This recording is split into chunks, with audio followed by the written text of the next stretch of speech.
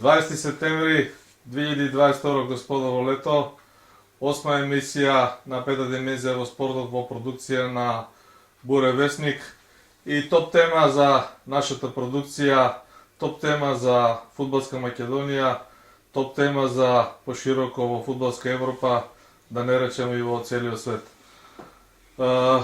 Неодамна, пред 3-4 дена, шпанскиот весник АС објави информација која што делоно беше пренесена низ нашите портали, вестници и медиуми, и голем дел од европските вестници и медиуми исто така ја пренесува, а тоа е дека финалето на Лигата на шампионите од стариот континент се сели преку барата и за неколку години плановите на УЕФА се финалето на Лигата на шампионите да се игра во Америка, односно поточно во Соединетите Американски држави. Секако е на многу атрактивна тема, една интересна информација која за оние кои добро ја разбираат фудбалската игра, да не речем и историјата и антологијата на Лигата на шампионите, односно на поранешниот куп на шампионите, ќе се најдат на некој начин предизвикани, не би сакал да кажам, и по години од оваа информација, и секако ќе има и по некои реакција од емоционална природа, од професионална природа и секако од природа на фудбалските навивачи, кои, како што стојат работите, ќе останат без можност да го гледаат финалето на Лигата на шампионите во живо во некој од европските градови. Сето ова ме мотивираше, ми даде идеја, ме врати назад во мојот бекграунд кога се во прашање финалињата на Лигата на шампионите, а кои зад себе ги имам вкупно 10 во последните 18 години.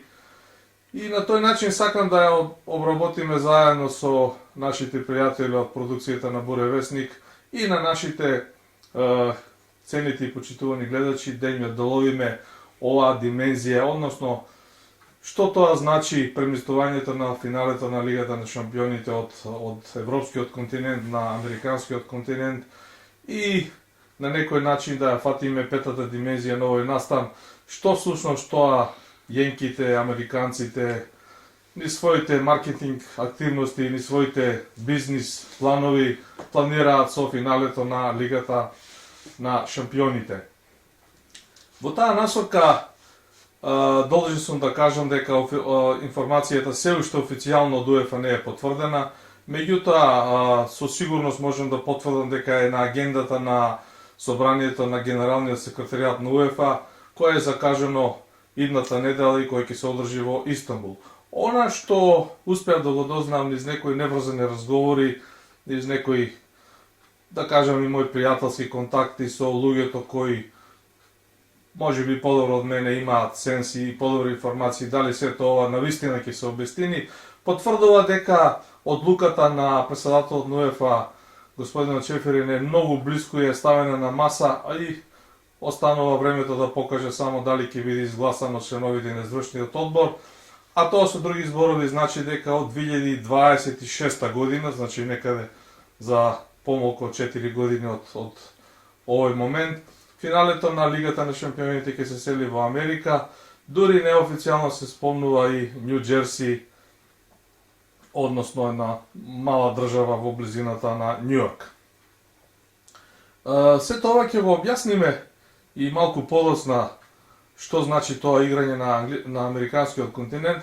Меѓутоа, интересно би било еден шлагворд, една мини анализа на купот на шампионите низ неколку реченици, односно низ Лигата на шампионите, за да можат и повозрастните љубители на фудбалот, и помладите овие запаленковци по Лигата на шампионите со сите овие пропратни маркетички активности, да подобро да се запознаат што значи овој бизнис, колку е носен, кога е почнат, колку време трае, кои се најуспешните чинители во ова надпреварување, да спомнеме некои од звездите и во контекст на сето тоа да ја најдеме нишката и поврзаноста зошто финалето на Лигата на шампионите е на некој пат да се пресели на американскиот континент. Значи, приказката на купот на шампионите почнува некаде 1955-56 година, односно таа сезона, кога за прв пат по идеја на еден, да кажам, наш колега, француски новинар, односно уредник на угледниот Лекип, доаѓа до идеја сето ова да се промовира и да се направи таа идеја, односно да ја предложи на УЕФА сето ова да се актуализира. УЕФА, идејата доаѓа од Копа Либертадорес, односно од новинарските известувања за француски Лекип од јужноамериканскиот континент, и врз база на тоа се прави овој куп на шампиони кој стартува по нокаут фаза. Односно, на почетокот играат само победниците на националните фудбалски правенства, имаат ексклузивна можност и се игра на куп систем надпревари дома и во гости, со тоа што подобриот од двата надпревари, сметајќи го и правилото дека гол во гости вреди повеќе, се пласира во наредната нокаут фаза. По овој систем, почнувајќи од 95-96 година, се игра години нанапред, се некаде до 1992 година, кога притисокот за интересираноста, целиот тој конгломерат околу купот на шампионите пораснува, амбициите се зголемуваат, паричните средства кои сакаат да бидат вложени во тој бизнис се поголеми, така што одредени круг на влијателни луѓе ја смислуваат Лигата на шампионите, која почнува да стартува од сезоната 92-93 година. Плејада клубови од поранешните југословенски фудбалски простори учествувале во купот на шампионите, нормално како се одвивале, односно како го освојувале националното првенство на поранешна Југославија. Меѓутоа, во оваа прилика сигурно треба да се спомене фактот, да се нотира, да се потенцира учеството на нашиот Вардар, на фудбалскиот клуб Вардар, на македонската фудбалска гордост, која во 1987 година играше во тогашниот куп на шампионите против португалскиот Порто. Во Скопје гостуваше Порто, Вардар исто играше во Порто. Резултатите се негативни за Вардар, силен Порто, Вардар испадна, меѓутоа останува учеството на Вардар во купот на тогашните шампиони. Подоцна, реков, се менуваат клубовите кои играат во Лигата на шампионите од 92-93 сезона, и интересно е кога зборуваме од аспект на успесите, на различноста на успесите од различни фудбалски држави. Интересно и треба да се знае дека шпанскиот фудбалски клуб, кралскиот клуб Реал Мадрид е далеку најуспешен со 13 месечини освоени трофеи. Тука некаде е Барселона, па Милан со 7 освоени трофеи, Ливерпул има 6, Бајерн Минхен е во таа низа, значи навистина е врв на клубови кои што ја имаат освоено Лигата на шампионите. И интересно е во таа низа да се спомене дека од купно 21 клуб кои ја освојувале купот на шампионите или Лигата на шампионите, голем дел, односно околу 13-14, ги имаат освоено повеќе од еднаш. Фудбалската магија која предложи на УЕФА францускиот новинар Габриел Ано продолжува преку купот на шампионите во Лигата на шампионите, и овде се одвиваат еден куп надпревари со голем обрат на финансиски средства, со голем обрат на титули, со една жестока борба кој да биде подобар во сето тоа. Меѓутоа, во позадината на ова што ние гледачите го гледаме, го цениме, го вреднуваме, го будуваме, се радуваме или тагуваме, секако стојат парите. Парите, гледаноста, маркетиншките права околу тебе, преносите, сите овие спонзори кои се инволвирани во целата оваа работа. И од тој аспект, моје мислење и мој заклучок врз анализа која ја направи подготвувајќи се за оваа емисија, имајќи го целото моје искуство поврзано со престојот на американскиот континент за време на светското фудбалско првенство 1994 година, како и подоснежните 3-4 одења преку барата од разноразни приватни или службени причини. Сакам да ја најдам нишката и да го поврзам зошто американците всушност се интересираат да го преземат финалето на Лигата на шампионите. Има еден фрапантен податок кој гледачите можат да го најдат и да го елаборираат ако им треба нешто повеќе, кој вели дека финалето на Лигата на шампионите кој се одигра 2009 година во Рим, на кое екипата на скок беше присутна, двоецот на скок беше присутен на трибините на Олимпија кој го гледаше тој дуел меѓу екипите на Барселона и Манчестер Юнайтед. Зборуваме за мојата маленкост Мијалче Доргутов и Наташа Петровска-Доргутов. Известувавме за спортскиот портал Скок во тие години. Значи, токму тоа финале е повеќе гледано од колку американскиот Супербол во истата таа 2009 година. Ако финалето во Рим, каде што бевме на трибините на Олимпико, го гледале 109 купно милиони гледачи, бројките, екзактната математика, кога е во прашање гледаноста на Суперболот, истата 2009 година, вели дека е 3 милиони помалку, односно само 106 милиони луѓе го гледале Суперболот. Мислам дека ова екзактна бројка, овој показател многу нешто говори зошто американците почнале, според мене, да се интересираат за финалето на Лигата шампионите, речиси 10 години наназад, и врз база на тие нивни маркетички активности, маркетички истражувања, елаборати, и знаеме дека американците кога е во прашање бизнисот и правењето пари се исклучително темелни и едноставно се заинтересираат за ова работа и еве лека полека доваѓаме до тоа да финалето на Лигата на шампионите се сели во Америка. Меѓутоа, корените на оваа лудорија, на оваа фудбалска лудорија, кога се во прашање инките, кога е во прашање тој американски народ, измешан од различни држави со времето како е формирана Америка, и сето тоа дава една убавина кога е во прашање фудбалската игра, датира многу поодамна. За оние закоравените, старствените љубеници во фудбалската игра и во малку поодминати години со одредена повозрастна категорија на фудбаломани, сигурно ќе се сетат дека 1975 година тогашните фудбалски звезди Пеле и Бекенбауер, зборуваме за двајца врвни фудбалери во светски рамки, замина и игра одреден период во Њујорк Космос, во тогашниот американски фудбал. Значи, збориме фудбал, играње со нога, бидејќи американците кога велат фудбал мислат на друго. И самиот тој податок покажува дека американците, значи некаде с почетокот на 70-те години, средината на 70-те години, веќе се интересираат за фудбалската игра и ги прават првите вложувања. Секако овде треба да се спомни легендарниот Џорџо Кинаље, италијански центарфор, главна звезда која мислам дека постарите љубители на фудбал ќе се сетат, е поврзан со овие почетоци на фудбалот во Америка. Сега замислете да Пеле, кралот на фудбалот, кој неколку години претходно се откажа од бразилската репрезентација, од бразилскиот дрес, отиде да игра фудбал во Америка. Само по себе тоа е еден извореден показател, да не зборам Бекенбауер по неговите стапки. И тука има една плејада на фудбалери кои потоа се нижат и играат во тогашниот американски фудбал од нашите југословенски простори.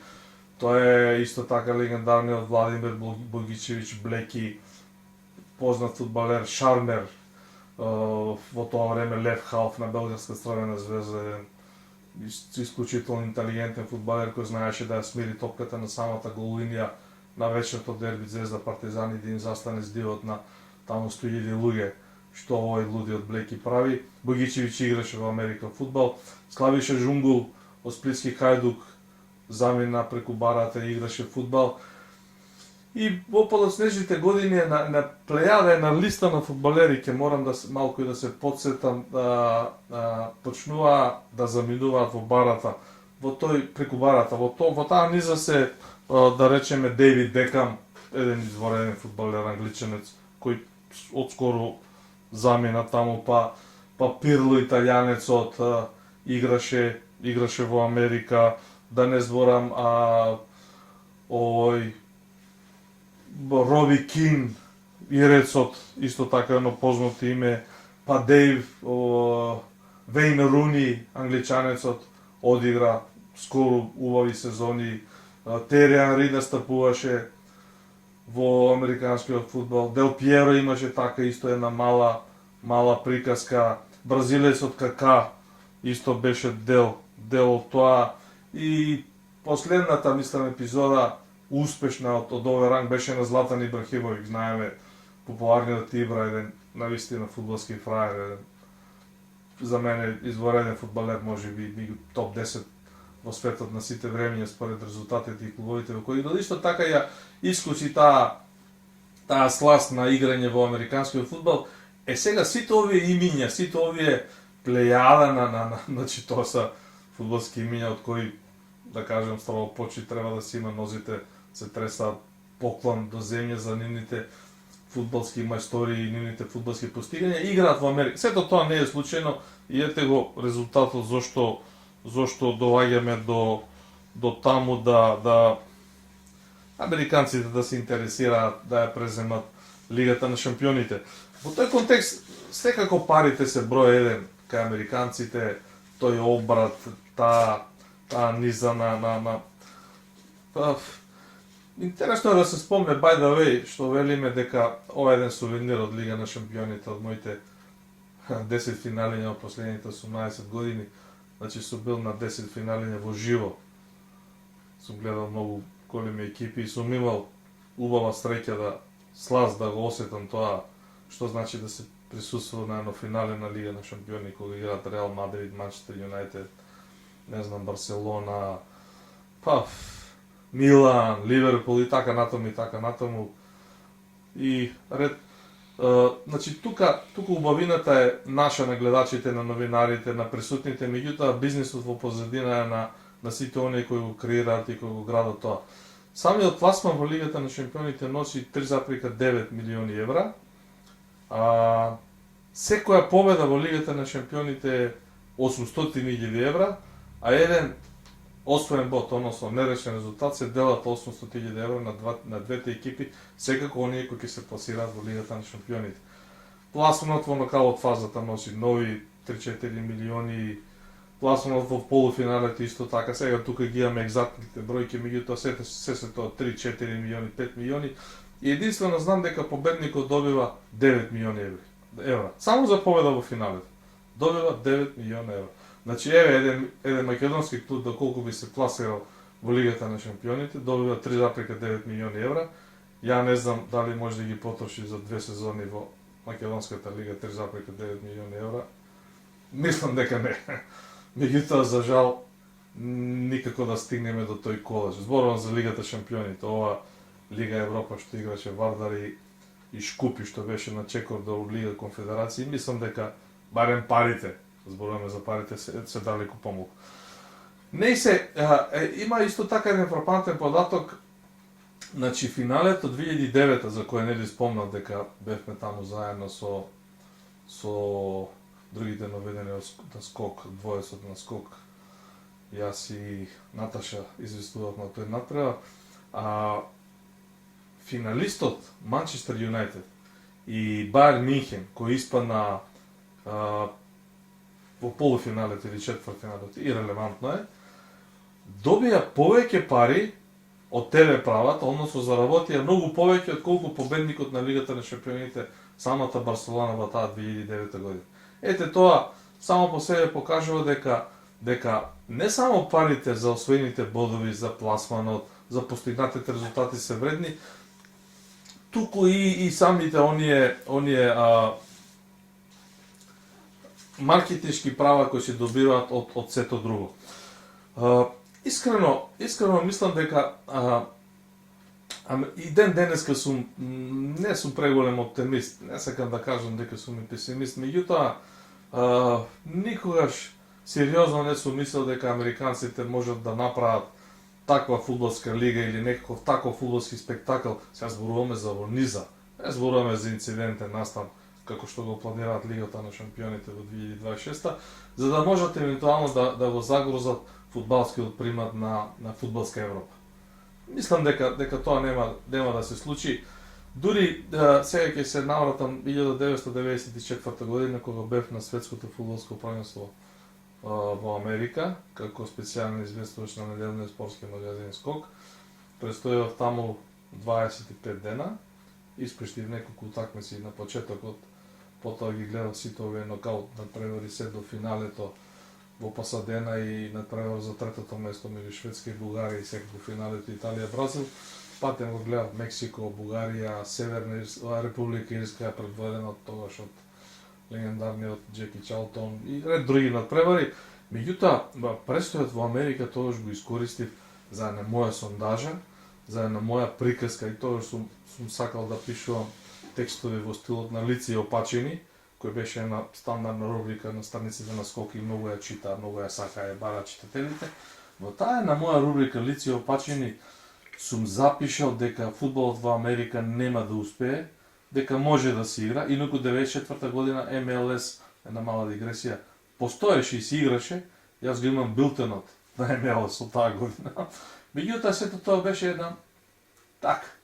една фудбалска лига сами за нив, тоа се некако развиваше, малку замре кога заминаа тие фудбалските звезди Пеле и Бекенбауер, имаше една нова генерација од 80-тите години, меѓутоа американците не успеа тоа да го стават на рамниште на НБА, на бейсболо, на рагбито. И мислам дека се уште се далеку. Јас сум го запишал тоа на страниците на Скок. Иако, морам искрено да бидам, дел од тие мои размислувања и аргументи јенките ги побија. Сепак фудбалот кај нив се проби и има одреден успех и на клубски план и на репрезентативно ниво. Значи, репрезентацијата на Америка беше учесник на неколку мондијали поред. Нивото е многу, многу подигнато. И во таа насока мислам дека и оваа идеја сега за преземање на финале на Лига на шампионите е повеќе маркетиншки потек, повеќе некоја борба, некоја трка за престиж и за правење пари. Замислите американците со целиот нивни капацитети, со целиот нивни ум и тие способности, скилс што ги имаат да прават пари, од ништо да направат нешто, да ги анимираат луѓето, да им ги извадат доларите од джеповите. Едноставно по мене не може да се помират како може Суперболот да биде помалку гледан од финалето на Лигата на шампионите. Или пак, втората варијанта, ако се помириле дека нивниот Супербол, каде што една секунда реклама чини милиони, не знам, таму 2-3 секунди реклама да пуштите у финале на Супербол, треба да платите можеби 5 милиона долари за таа реклама. И сега, финалето на Лигата на шампионите, ако се гледа повеќе од Суперболот, нормално е дека рекламите ќе бидат поскапи во финалето на Лигата на шампионите. И затоа американците мислам дека тоа е нивната заложба, нивната идеја, нивната маркетиншка борба за престиж. Сега да не навлегувам какви се борбите надвор од спортот помеѓу овие два конгломерата Исток и Запад, Америка и знаете кои други, не сакам тоа да го елаборирам. Во таа насока, сега американците, односно Соединетите американски држави, сакат да направат примат и нова. Дури, внимавајте сега, првото финале, кое е, доколку помина одлуката на УЕФА и Чеферин и неговите компањони го изгласаа тоа, значи првото финале ќе следува некаде крајот на мај, почетокот на јуни 2026 година. Мислам дека ќе биде порано мај. Зошто? Затоа што ништо не е случајно, па дури ни ова размислување, идеја и желба на американците, бидејќи веќе е познато дека мондијалот во 2026 година, односно светското фудбалско првенство 2026 година ќе се игра во Соединетите американски држави, во Канада и во Мексико. Сега мислам дека ме разбирате како целата оваа пета димензија на оваа случка, на оваа желба на американците се поврзува со финалето на Лигата на шампионите да се игра 2026 година на нивниот континент. Мислам дека тоа ќе биде малце порано. Американците ќе го направат почетокот на мај. А уживацијата светското фудбалско првенство ќе мора да го поделат со Мексико и со Канада. Иако во Мексико ќе се игра само во 3 града. И тоа е еден куриозитет поврзан со ова финалето на Лигата на шампионите и амбицијата на јенките, на нашите да кажам, пријатели на сите оние кои на некој начин се поврзани со Америка, се наши блиски роднини и прооколено. Значи ќе се игра во 3 градови во Мексико и во 2 градови во Канада, а другите 12 градови на преварите ќе се играат во Америка. Ето. Гледате, тоа е веќе изгласано, таа одлука е помината кај Џани Инфантино, извршниот одбор на ФИФА тоа го изгласа, градовите се одредени, се знае дека ќе се игра во Њу Џерси, во Бостон, прекрасен град каде што мојата драга сестра, мојата сакана сестра Ирена Воденска Читкушев е професор и таму ќе се играат голем број надпревари, ќе имаме можност да живи и здрави да се организираме и да присуствуваме. Ќе се игра во Лас Вегас, во близината на Лас Вегас, не точно во Лас Вегас, за жал, каде што е Благоје Спасовски Лобела, е наш добар пријател фудбаломан исто. Ќе се игра во Сан Франциско, на западниот брег, во Лос Анџелос, во Далас, во Детройт, долу на Флорида ќе се играат на превори. Значи, американците тоа сето го осмислиле и сега као некое загревање, као некое шлагворче на таа торта, овие бизнисмените, овие кои знаат навистина да прават пари, да ги мултиплицираат финанските средства, да ги вложуваат, да ги враќаат, да ги работат.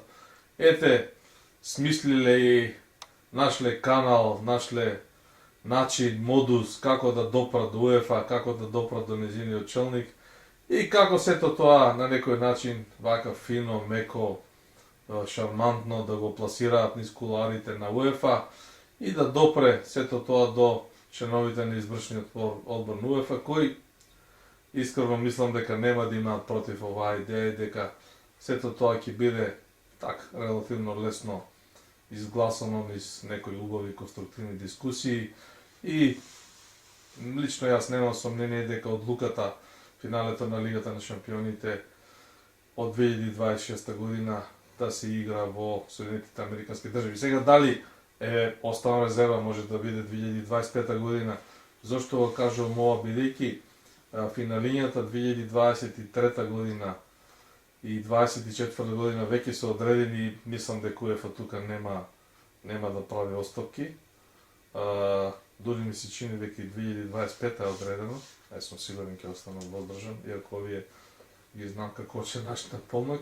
Значи Истанбул на кого му го зема финалето е сигурно домаќин наредната 2023 година, финале на Лига шампиони.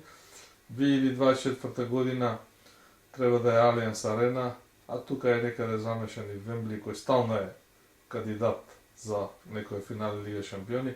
Меѓутоа, сега кога го спомнав Вембли како национален стадион во контекст на англиските клубови, видите малце, оваа анализа опфаќа еден друг сегмент, каде што голем број американци се газди на врвните англиски клубови. Сега и тука нишката треба да се гледа, од друга страна, ќе го објаснам и ова, одлуката на УЕФА, иако ја носи членовите на извршниот одбор, секако големо лобирање, голем удел во тоа, голем притисок прават врвните клубови. Кои се врвните клубови? Англиските пред се. Арсенал, Манчестер Сити, Манчестер Юнайтед, Челси, не знам, Тотенхем, па сега тука си Бајер Минхен кој има свој интерес, Барселона, Реал Мадрид, Јувентус, Милан, да не навлегувам, кај сите нив има, или кај поголем дел од нив има некое зелено доларче инвестирано по разни основи, правно издржано, мислам, не зборам така нешто. Меѓутоа, 4 клубови, најновиот Челси е исто после заминувањето на Роман Абрамовиќ, газди се американците. Мислам дека знаете или треба да знаете. Тие го купија Челси, имаат нов газда американец, ирелевантно е неговото име, непознато за наши прилики, жив и здрав да е човеко. Газди американци си исто така на Манчестер Юнайтед, на Арсенал. Што да ви кажам, сето тоа само по себе покажува, нели народски кажано или во наш македонски стил, од каде дува ветерот за оваа идеја, за оваа да кажем, надеж и за овој план на фудбалска Америка да го преземе најпрестижниот фудбалски настан на стариот континент. Оставам малку отворен простор. Иако лето беше, малку имавме пауза, почетните емисии беа поврзани претежно со фудбалски теми, меѓутоа реакциите беа така делимично интерактивни. Зборувам за размена на мислења околу емисиите, дури имав дополнување на некои податоци поврзани со моите презентирани податоци. Им благодарам на гледачите за тоа, за нивната реакција, некои добронамерни критики исто така благодарам за тоа. Во таа насока оставам отворен простор дали сепак финалето на Лигата на шампионите, низ ваши коментари да се изјасните и да кажете дали мислите дека финалето на Лигата на шампионите е добро, што ете привремено ќе се пресили од Европа во Соединетите Американски држави, или пак спротивно на тоа мислите дека, или имате негативен став дека ете американците ќе мислеле на нас европјаните, ние сме европјани, сме дел од европското фудбалско семејство, да не го земат и тоа што најмногу го сакаме, во кое што најмногу уживаме и кој знае. Мислам, ако 94-та година пишувајќи дека шетајќи се низ улиците на Нью Джерси, низ Нью Йорк, не сите оние асфалтирани мали површини или нешто, некој дел со мала вештачка трева, сум ги гледал децата како играат хокеј. Значи играат на ролшул или хокеј на асфалтот или со некои специјални патики на таа вештачката зелена трева, хокеј на трева, а овие на ролшул и као играат хокеј на мраз. Сум напишал и тогаш, сум кажал и години подоцна, и во оваа прилика ќе кажам дека Америка е земја на кошарката, земја на хокејот, земја на бейсболот. Дали може да биде земја на фудбалот? Лично не верувам. Лично не верувам. Времето е пред нас. Ја посакувам да сум оправо, дај Боже да сум оправо фудбалот да си остане европски и јужноамерикански, тој престиж постојано традиционален, да не речам не години, веќе ќе фатим и втори век на тоа надпреварување меѓу јужноамериканскиот и европскиот фудбал, дека ќе остане и тоа понатака. Меѓутоа, мислам дека во оваа насока, во оваа пета dimenzија, зошто американците сакаат фудбал да го преземат, ќе кажам уште два податока. Значи, последниот мој престој во Бостон, кај моите најмили, кај мојата сестра Ирена, имав можност да гледам надпревар од НБА, од нокаут фазата меѓу Чикаго Булс и Бостон Селтикс. Играше во TD Garden во Бостон. На целото моје искуство кој го имам зад себе на сите овие големи предсе фудбалски настани, светски европски фудбалски правенства, финали на Лига шампиони, знаете, кога влегол во TD Garden, самиот природ, самиот влез, самото доаѓање во TD Garden, кај што не можете да дојдете со кола. Да сакате, не можете со кола, ќе си дојдете со трамвај или пешки. Нема шанси со кола да се паркирате таму, или мал број на коли, оние што се привилегирани. Не се, самиот ритуал на доаѓањето, самиот ритуал на навивањето пред надпреварот. Самиот надпревар кога не знаеш дали да гледаш на големите монитори, дали да гледаш долу во познатите звезди кои седат во првиот ред па се поздравуваат чат-пат со кошаркарите, дали во оние девојчињата кои скокаат и ги забавуваат гледачите на тајм-аутите. Дори малку и да ја насмеам на првото скандирање "Defense, defense" од страна на навивачите на Bolton Celtics, не може да разберам зошто скандираат одбрана. Но тоа е моето скромно познавање за кошарката. Идејата ми е дека Америка е земја на кошарка, а во самата TD Garden арена на кровот беа ставени сите знамиња на освоените прстени на Бостон Селтикс и сите знамиња на Бостон Бруинс, тоа е хокејарскиот клуб, по години кога хокејарите на Бостон Бруинс биле шампиони на Соединетите Американски држави, односно кога Бостон Селтикс го освоил прстенот, односно победил во НБА лигата. И американците живеат за тоа. Сега, ако вие мислите дека можат сето тоа да го фрлат на страна и да станат фудбалска сила, ја не мислам. Втора работа. Постои еден женски бейсбол клуб во Бостон, Red Sox. Нема прилика да гледам тоа, немаше време, немаше можност. Меѓутоа, сестра ми и моите внуци и внуката Надија и внукот Тодор, односно мајка ми Марија, ми раскажува колку народот ги сака Ред Сокс, колку тоа Бостон е буквално запален и лудува по Ред Сокс. Девојчињата, жените, мажите, средновечните, постарите. И јас кога им велам, ајде викам, сега во Бостон ќе си игра фудбал, Бостон ќе стане фудбалски град, тие паѓаат од смеа, велам, Мишко, тоа нема никој да се случи. Бостон нема да биде фудбалски град, ќе си остане тоа што е. Не се, ајде уште една нишка и пета димензија, зашто американците од кога постои таа нивна желба да малку и да доминираат во фудбал. За сите оние кои го гледале филмот Монтевидео, Бог те видео, на маестрото Драјан Белогрлич, тоа е еден филм посветен на првото светско фудбалско првенство одиграно во Уругвај 1930 година, каде што учествуваше репрезентацијата на тогашна кралска Југославија.